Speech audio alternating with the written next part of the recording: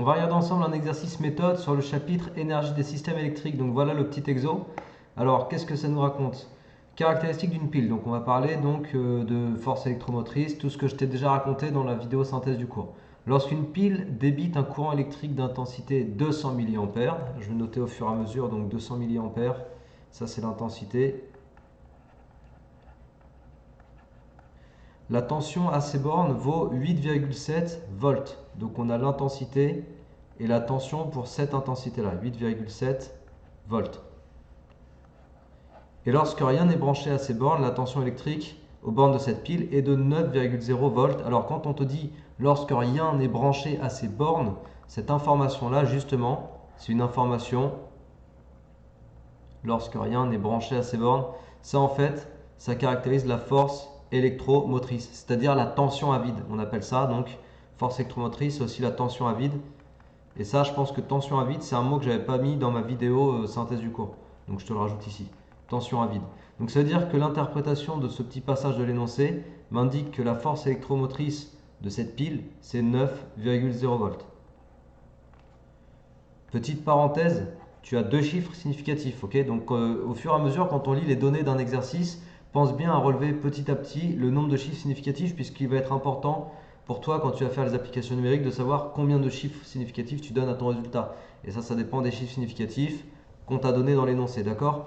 Toujours dans ma petite parenthèse, écrire 9 ou écrire 9,0, ça ne veut pas dire la même chose. Ok? Ça veut dire que dans 9,0, tu as deux chiffres significatifs, tu as une précision au dixième de volt. Alors, ma parenthèse, je la referme et on peut démarrer donc les petites questions. Qu'appelle-t-on tension à vide? Bon, d'accord, j'avais même pas lu la question 1, donc ça c'est question 1.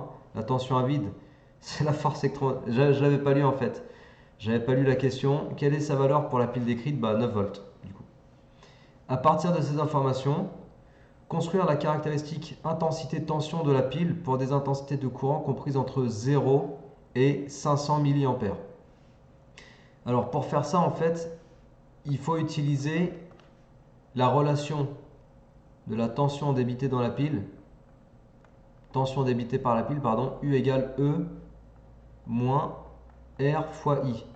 Alors ça, c'est l'information, en fait, c'est la relation du cours sur la tension débitée par une pile en fonction de la force électromotrice, donc la tension à vide, et ça fait apparaître aussi la résistance interne. Sauf que là, dans ton énoncé, tu n'as pas la résistance interne. Tu as juste deux valeurs. Tu as la valeur, ce couple-là de valeurs, et puis tu as la valeur à 9 volts. Ce que je veux dire par là, tu as deux valeurs, c'est parce que quand on te demande de tracer la caractéristique tension-intensité, on te demande de tracer en fait la tension, l'évolution de la tension en fonction de l'intensité qui traverse ton circuit, la tension délivrée par la pile.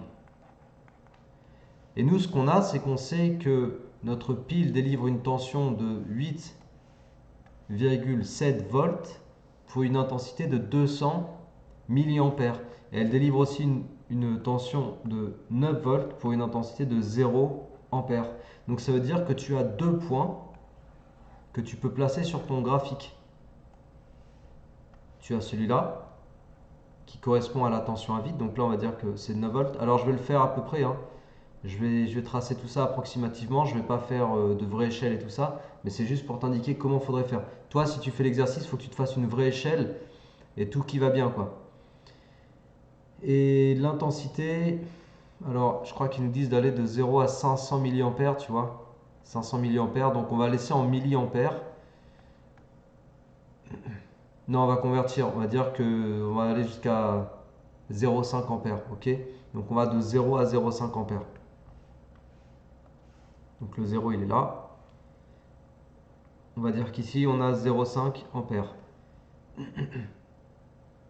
0,1, 0,2, 0,3, 0,4. Allez, le 0,5 je vais le décaler là. Donc c'est approximatif encore une fois. Ce que je fais là c'est approximatif. Alors là on va aller de 1 en 1, 1, 2, 3, 4, 5, 6, 7, 8 et 9. Et donc on a le premier point que j'ai positionné ici qui correspond à l'information qui dit que lorsque la pile ne débite pas, donc 0 ampère, on a une tension à vide de 9 volts. Et ensuite, on a l'autre information qui dit que lorsqu'on débite une intensité de 200 mA, donc 0,2 ampère, on a une tension de 8,7 volts. Et là, on va placer aussi ce point-là. Donc 0,2, je suis ici.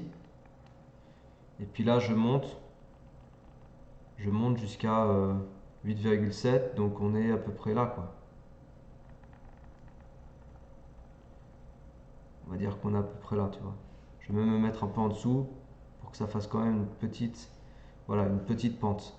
Et donc ta caractéristique tension-intensité, elle est ici. C'est cette droite. Donc cette droite, c'est la droite qui représente la tension délivrée par la pile en fonction de l'intensité. Ok? C'est la caractéristique de la pile. Caractéristique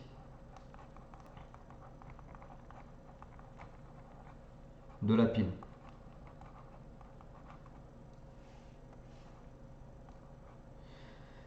Alors, qu'est-ce qu'on nous demande ensuite? En déduire la valeur de la résistance interne de la pile. Donc, si on avait fait un joli tracé, on aurait pu relever le coefficient directeur de notre pile. Ok? Moi, je vais utiliser une autre information pour pouvoir déterminer la valeur de l'intensité. Je vais faire la résolution analytique. Alors, donc pour la résistance interne de la pile, je remets cette information U égale E moins R fois I. Ok? Donc E, on sait que c'est égal à 9,0 volts. Et on sait que quand U égale 8,7 volts, I égale 0,2 ampères. Du coup, je vais faire quoi? Je vais tout simplement poser une équation. 8,7 égale 9,0 moins R fois 0,2. Et puis j'isole R en fait tout simplement.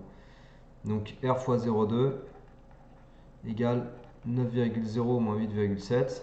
Donc là c'est une résolution d'équation. Hein. Donc ici 0,3. Je le fais un peu rapidement. Voilà, donc R égale 1,5 et l'unité d'une résistance c'est des ohms.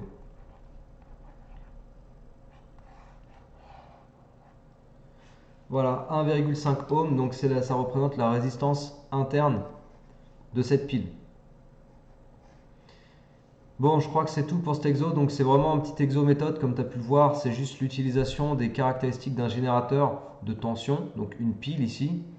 Rien de bien méchant, juste l'applicatif du cours, hein, c'est vraiment juste ça. Donc encore une fois, tu peux t'entraîner si tu as envie à tracer cette caractéristique proprement, avec les bonnes échelles, etc. Et je te redis aussi également que le coefficient directeur de cette droite, ça représente ta résistance interne. Enfin, ça représente moins R en fait. Ok?